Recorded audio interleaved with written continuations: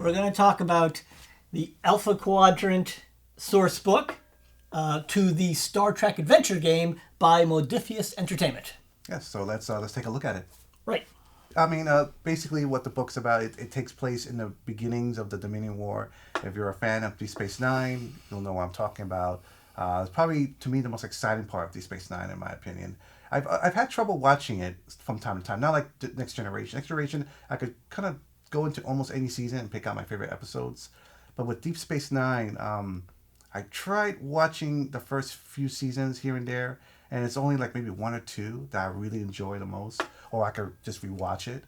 But the Dominion War, I felt really picked up the pace of the series a bit. I got more interested. Seeing the Federation deal with war, and while trying to maintain its moralistic stance on things, was, I thought, really I completely agree. Unfortunately, this book will not let you do that. This book, the timeline is pushed forward to the beginning of the Dominion War. The beginning chapter, or the second chapter, talks about the Dominion War, talks about the Klingons leaving the Khitomer Accord, all sorts of recent history. But when the book details different species, it details only the species that live in the Alpha Quadrant. So that does not include any of the Dominion species. It does not include the Klingons, and it does not include the Romulans. So this is a good book, but you get what it says on the tin. You get the Alpha Quadrant, and you really you need to look at who's in the Alpha Quadrant. You've got the Cardassians, you've got the Ferengi, you've got the Tholians, you've got the ever mysterious Breen. So if you're telling a story about them, then this is the book you want. But I think it's slightly misleading. You know, on the cover we have DS9 and we have some Klingons, and but if I buy the book, I do not get detailed information on DS9 or the Klingons. So yes, good book. Buy the book if you want to run stories including these characters. But I think you're also going to need to buy other books. You're going to need to buy the Beta Quadrant book about the Klingons, and the Dominions are probably going to be in a Gamma Quadrant book. Yeah, and obviously in the first book, that's where you get the stats for the Jem'Hadar and the Dominion and so forth. Right. So you already have stats for the Jem'Hadar. That's true, but you don't have a terribly detailed write-up. But this book has lots of good stuff. For instance, it also has races from the animated series, which is fantastic. You can play the bird people and the cat people and the people with the 3 arms and the 3 legs. So that's really neat.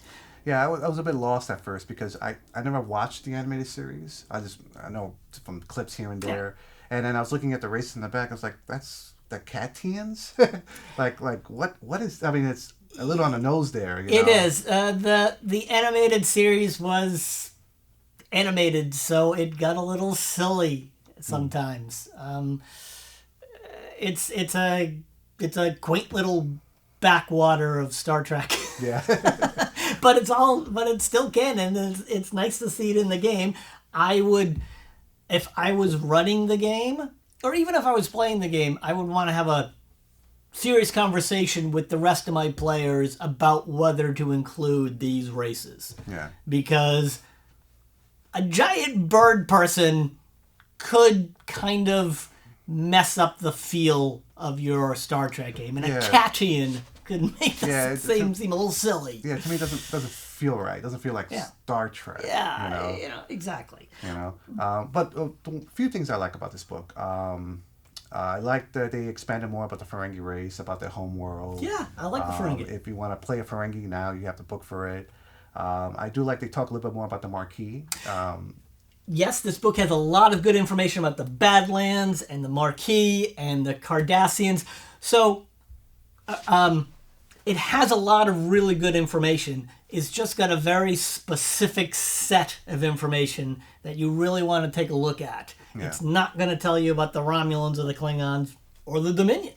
But if you want information about the Ferengi, the Cardassians, it's not going to tell you much about the Breen. The Breen were the mysterious slavers in those outfits. They're still the mysterious slavers. This book does not offer any new information. It codifies the information that we already know and puts it in a good place for you to run the game, but it's not going to tell you anything new. Yeah, just stats if you want to fight them or interact with them in some way. But like the other books, it's beautifully put together. The illustrations are fantastic. Some of them are pretty brutal. There's one picture in the beginning where, right here, where they're fighting Klingons on what looks like DS9, and there's someone being disintegrated by a disruptor. Look, there's her ribcage. So that's pretty harsh right there. Yeah. Now, also, again, a little disingenuous, because I don't have any stats for Klingons in this book, and I don't really have a lot of information on DS9. If you do want to use a Klingon for your books, the first book does have some basic stats for the Klingon. Yes. Just not a lot, just enough so that you can interact or battle them or anything like that. But yeah, this book doesn't really give you much about. I mean, you need the other books in order to. If you want to do the Dominion War effectively, you need the other books. Yeah, it's a good book, but it's exactly what it says on the tin, and you should make sure that this is the information you want. Yeah. The NPCs are good. There's a lot that you will recognize from Deep Space Nine or the Next Generation, like we talked about, like Thomas Riker. Yeah, that's right. You know, I'm glad that he's in the book. They do have some information about some of the ships, I believe. Got Cardassian ships, Ferengi ships, Breen ships, Tholian ships. Okay. A good addition for the Star Trek library, but 1/4 of the information. Well, thanks for joining us. I hope that information was useful.